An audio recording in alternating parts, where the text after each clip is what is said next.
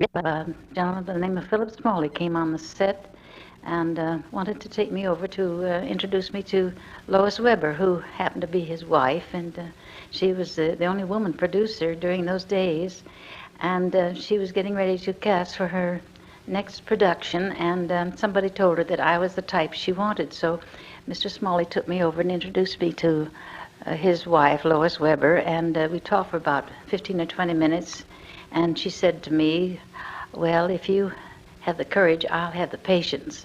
And it did take a lot of patience. Her first picture with me was What Do Men Want?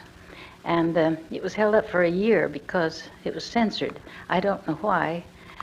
There was nothing in it that I can remember that should have been censored. It certainly wouldn't be now. But during that picture, she decided she liked me well enough to sign me up for 2 years. And but one thing that bothered her was my name, which was Ola Kronk. And she said, we must think of a different name for you. You don't look like Ola Kronk, and I can't see that in electric lights. So she worked for about 3 weeks with a numerologist, and then she decided that I looked like Claire Windsor. It was later on in life that I found out that a friend of hers really named me Claire Windsor. But anyway, she started publicizing her new star, and after that picture was finished, why, she cast me in another picture, To Please One Woman, and that was with Eddie Burns. As far as I know, he never made another picture. He got married and moved up in the mountains to live. And then What's Worthwhile? Louis Calhern came in the picture then. Lois Weber saw him on the stage in The Beachcombers, and she liked his acting and his looks, and she co-starred us for 3 or 4 pictures. And after What's Worthwhile, we made Two Wise Wives, and then The Blot. And in 1922, I was loaned out to Universal to make Dr. Jim with Frank Mayo, and then out to Goldwyn Studio, before it was Metro-Goldwyn-Mayer, to make Grand Larceny with Elliot Dexter and Lowell Sherman. And then Lois Weber loaned me out to the studio to make One Clear Call for Mr. Louis V. Mayer on his lot. That's before he became affiliated with Metro-Goldwyn. And Milton Sills was in that, Henry Walthall, and Irene Rich. And my 2-year contract was just about to expire, and Marshall Nealon, who was producing a picture called Fools First with Richard Dix, he wanted me to co-star with Richard Dix, and I begged him to wait a few days so my contract would have expired and I would get that money. Otherwise, Lois Weber would have gotten it. So I made that picture with Marshall Nealon, and it was during that picture I was invited to the Coconut Grove to a party when a dancing team by the name of Maurice and Hughes opened, and it was a big affair. Everybody was there, all the newspaper reporters, and my dinner partner was William Desmond Taylor, and I was thrilled to death because he was so handsome, and he was single as far as we all knew, and he was my dinner partner, and we had a wonderful evening. That was about 3 nights before he was murdered, but I won't go into that. That's a long story. And then I made Rich Men's Wives with House Peters and Gaston Glass and little Richard Hedrick. He's a grown-up man. I think he's a monk now with the Indians on the desert. And then I signed up with Goldwyn, and soon after that, Mr. Mayer bought in, and he became one of the owners, and it was Metro-Goldwyn-Mayer then. I made Brothers Under the Skin with Norman Carey, Pat O'Malley, and Helene Chadwick. And then they cast me in The Stranger's Banquet with Radcliffe Fellows. Eleanor Boardman was in that, and Nigel Berry. And then Broken Chains with Malcolm McGregor and Colleen Moore. In 1923, I was in a picture called Souls for Sale. It was a Rupert Hughes story. Then I was farmed out to Warner Brothers to make the little church around the corner with Kenneth Harlan and Pauline Stark. And then I was loaned out to a studio to make Rupert of Hampshire. Bert Lytell was in that, and Elaine Hammerstein, and Bryant Washburn. Bert Lytell was rather of a stranger to me. It was just good morning on the set, and we didn't have a chance really to exchange many words, but little did I know that within 2 or 3 years I'd be his wife. But anyway, that's to follow later on. Then I made The Eternal Three. That took us to Mexico City, which was most interesting. And Hobart Bosworth, he was in that, and Raymond Griffith and Bessie Love.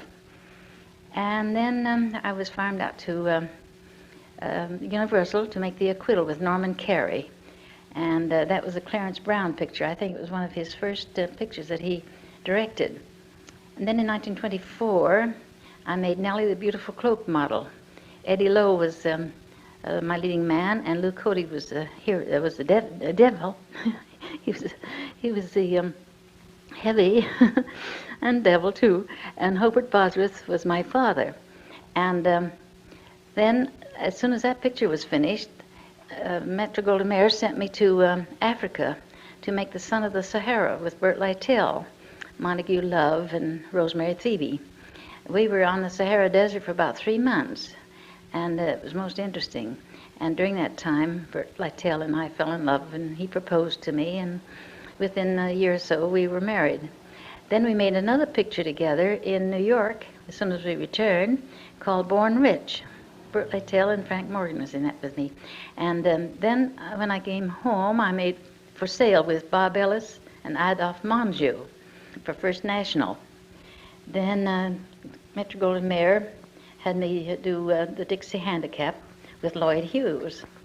And in 1925, I was in a picture called The Denial with Billy Haynes, Bert Roach, and then Just a Woman with Conway Turrell, Percy Marmont, and Dorothy Revere. Then came The White Desert out at MGM with Pat O'Malley and Bob Frazier. Then they loaned me out to make a picture called Souls for Sable with Eugene O'Brien. And Eileen Percy was in that too. In 1926, I made a picture with Conrad Nagel, Dance Madness. Hedda Hopper was in that also. Then Money Talks with Owen Moore and Bert Roach. Then I made Tin Hats, another picture with Conrad Nagel. He was a lot of fun to work with, and so charming and a good actor. And then I was cast in The Little Journey. Billy Haynes was my co-star, and Harry Carey. And then The Claw for Universal. Norman Carey was my leading man, and Edmund Carew was in it. Then The Bugle Call with Herbert Rawlinson and Jackie Coogan. He was a little fellow then. Now he's bald-headed and kind of on the old side, fat. But we grow up, don't we?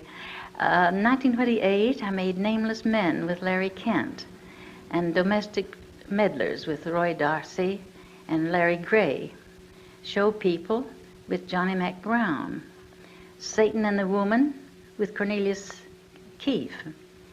And Blondes by Choice with Connie Heath.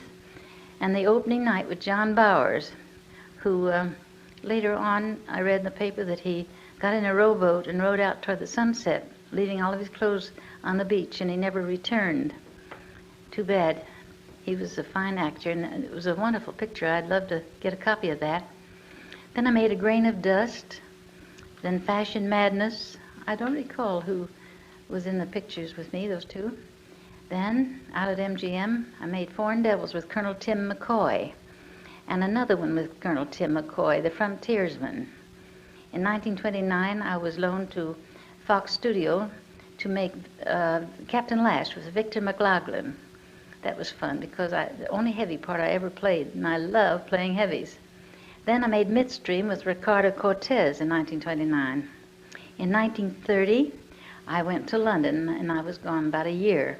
And upon my return, I ran across the agent who was casting for Al Jolson for the tour that he was to make from the East Coast to the West Coast. And he saw me on the street, and he stopped me. He says, "We have been trying to get in touch with you because we want you for Wonderbar."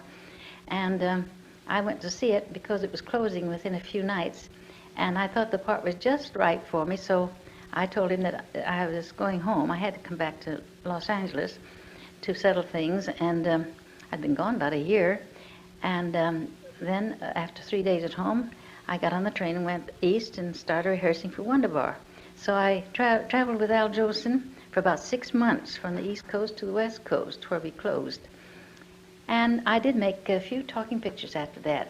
Self-Defense, starring Pauline Fredericks, and Teddy Von Els was in that too.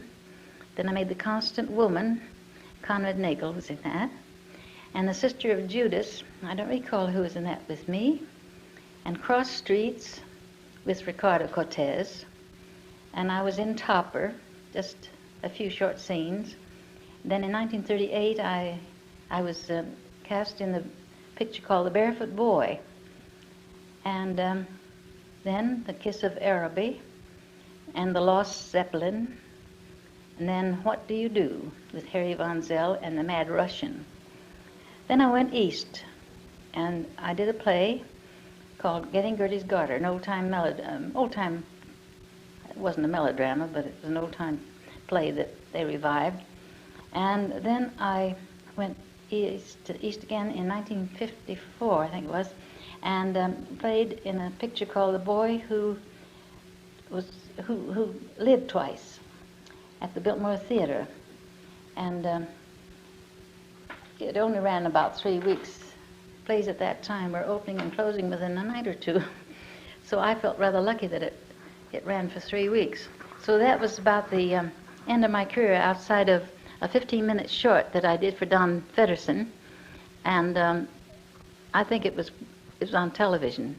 I think it ran 14 or 15 times. I had more calls from friends saying, "Oh, I saw you last night on a picture called The Last Act." So I don't know where that is, but it would be fun to have it. It's only 15 minutes short, so I've been trying to get hold of that, but I haven't so far. And so that is the end of my career. I think I mentioned all the pictures I was in, and now I am going to play you some records, some of my favorite records. Most of them are John Steele records, who starred in Irving Berlin's Music Box Review in New York back in 1922, 23, and 24. And many of these records he had made